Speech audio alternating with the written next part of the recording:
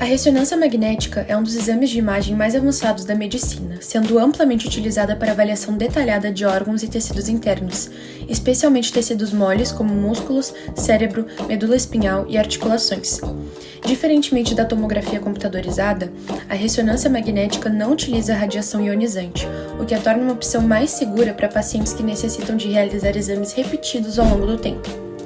O funcionamento da ressonância magnética baseia-se na utilização de um potente campo magnético associado a ondas de rádio.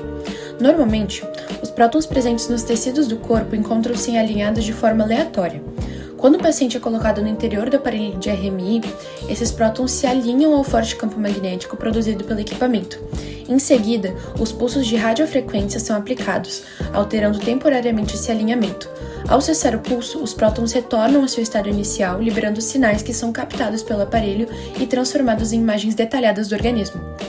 Uma das grandes vantagens da ressonância magnética é a sua elevada capacidade de diferenciar tecidos moles, permitindo a identificação precisa de alterações neurológicas, lesões musculares, problemas articulares, tumores e diversas outras patologias. Em comparação, a tomografia computadorizada utiliza raio-x para gerar imagens transversais do corpo, sendo mais indicada para avaliação de estruturas ósseas, fraturas e situações de emergência. Além disso, a tomografia costuma ser mais rápida, podendo ser realizada entre 5 e 30 minutos, enquanto a ressonância magnética pode durar de 15 minutos a até 2 horas, dependendo da região analisada. Embora a ressonância magnética possa causar algum desconforto devido ao espaço reduzido do aparelho e aos ruídos intensos produzidos durante o exame, ela continua sendo uma ferramenta indispensável para os diagnósticos detalhados. Dessa forma, tanto a tomografia quanto a ressonância magnética são exames complementares, mas o RMI se destaca pela precisão na análise de tecidos moles e pela ausência de exposição à radiação, características que a tornam essencial na prática médica moderna.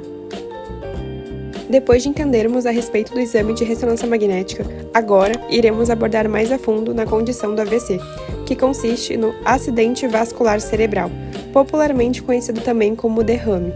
É uma síndrome neurológica aguda causada pela interrupção do fluxo sanguíneo cerebral, resultando em déficits neurológicos focais. Essa condição trata-se de uma emergência médica, que exige diagnóstico e tratamentos rápidos, afinal, a interrupção da circulação priva o tecido nervoso do suprimento de oxigênio e glicose, comprometendo o metabolismo celular e a função dos neurônios. Se o fluxo sanguíneo não for restabelecido rapidamente, pode ocorrer a morte das células nervosas por hipóxia, resultando em sequelas permanentes ou óbito, conforme extensão e localização da lesão. Apesar dos avanços no tratamento, o AVC continua sendo uma das principais causas de morte e incapacidade no Brasil. Com base em dados do DataSUS, mais de 109 mil brasileiros morreram em decorrência da doença em 2023 e mais de 106 mil em 2024, segundo o levantamento divulgado pela Sociedade Brasileira de AVC. Esses números evidenciam um grande impacto da doença na saúde pública e reforçam a importância do diagnóstico e do tratamento precoce. Tá, mas afinal, todos os AVCs acontecem da mesma forma? A resposta é não. Eles são classificados em 2 tipos principais. O AVC isquêmico corresponde a aproximadamente 75 a 85% de todos os casos e ocorre devido à obstrução de um vaso sanguíneo cerebral causado geralmente por trombose ou embolia. E basicamente, a trombose é a formação do coágulo no próprio vaso cerebral, enquanto a embolia ocorre quando esse coágulo se forma em outra região do corpo e é levado pela circulação até bloquear uma artéria do cérebro. É importante a gente destacar também o ataque isquêmico transitório, conhecido como AIT. Nessa condição, também ocorre a interrupção do fluxo sanguíneo, mas ela é temporária e provoca sintomas semelhantes do AVC, porém com a regressão completa dos sintomas e sem evidências de infarto cerebral estabelecido nos exames de imagem.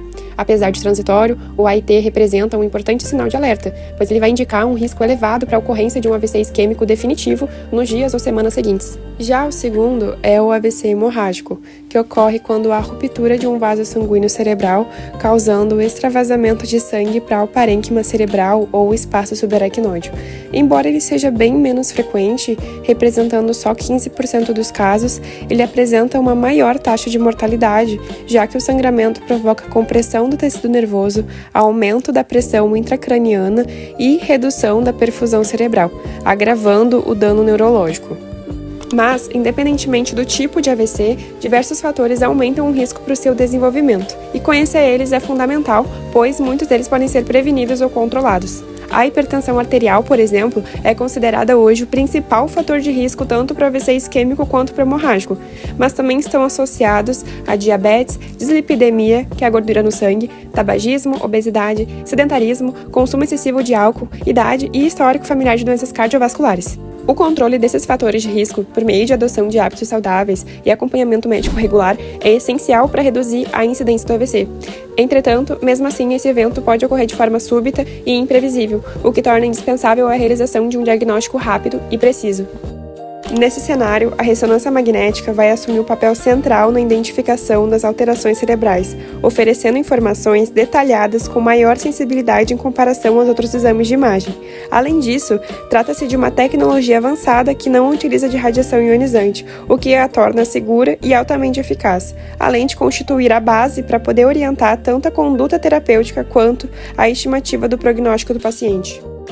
A ressonância magnética é um dos principais exames para avaliar o AVC, porque ela permite que a gente possa ver alterações no cérebro de forma mais precoce, principalmente quando a gente compara diferentes sequências de imagem.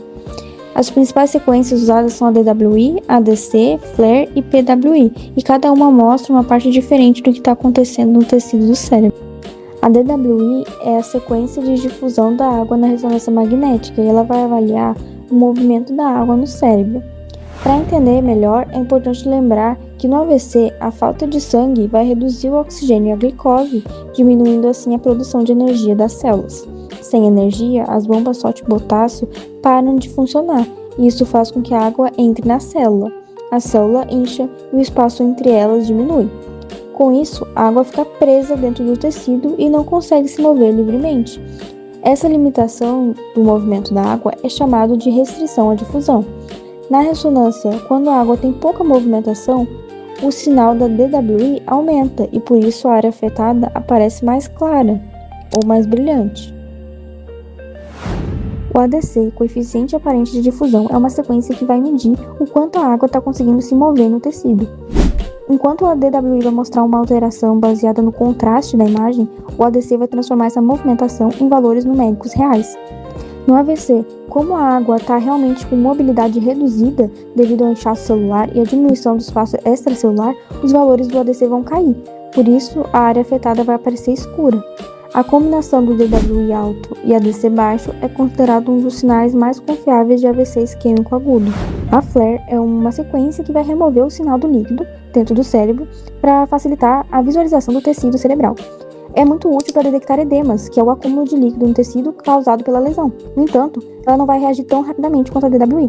Por isso, quando está ainda no início do AVC, pode acontecer de a DWI já mostrar a lesão, enquanto a FLAIR ainda parece normal. Esse atraso acontece porque as alterações estruturais que a FLAIR detecta precisam de mais tempo para se desenvolver. Então, esse padrão ajuda os médicos a estimar quanto tempo em que o AVC começou. A PWI vai avaliar como o sangue está chegando no cérebro, ou seja, vai analisar a perfusão cerebral. Ela vai mostrar se determinada região está recebendo menos fluxo sanguíneo do que normal. Isso é importante porque a falta de perfusão é o primeiro passo para que ocorra uma lesão. Diferente de outras sequências, aqui ainda é possível identificar tecido que está sofrendo, mas que ainda não morreu. Ou seja, a PWI mostra áreas que ainda podem ser recuperadas se o fluxo de sangue for restabelecido a tempo. A penumbra isquêmica é a região do cérebro que fica ao redor do núcleo do AVC. E para entender por que ela é importante, a gente precisa lembrar que a ressonância não vai mostrar só a área que já sofreu dano, mas também ajuda a diferenciar o que já morreu do que ainda pode ser salvo. No AVC, a DWI, como dito anteriormente, vai mostrar a área que já ocorreu a morte celular. E a PWI vai mostrar toda a região que está recebendo pouco sangue, incluindo tanto o núcleo quanto as áreas ao redor. Quando compararmos essas duas, percebemos que existe uma diferença entre elas. Essa diferença corresponde à área que não está recebendo sangue suficiente, mas que ainda não passou pela morte celular. Essa região é chamada de penumbra isquêmica, e ela é importante porque representa o tecido que ainda está vivo, mas em risco, e que pode ser recuperado dependendo da rapidez do tratamento. Agora, seguindo, vamos falar sobre os achados da ressonância magnética no AVC hemorrágico e as aplicações clínicas. O AVC hemorrágico, ele ocorre quando um vaso sanguíneo se rompe, causando sangramentos no cérebro.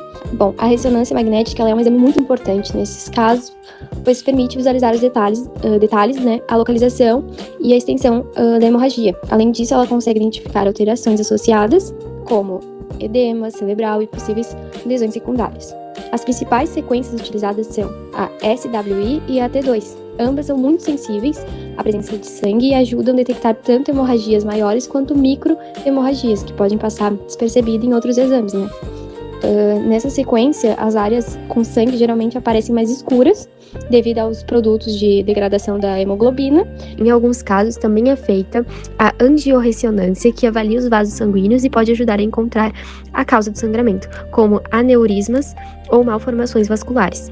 Dessa forma, a ressonância não mostra apenas a hemorragia, mas também possíveis complicações e lesões associadas, ajudando no tratamento e no acompanhamento do paciente.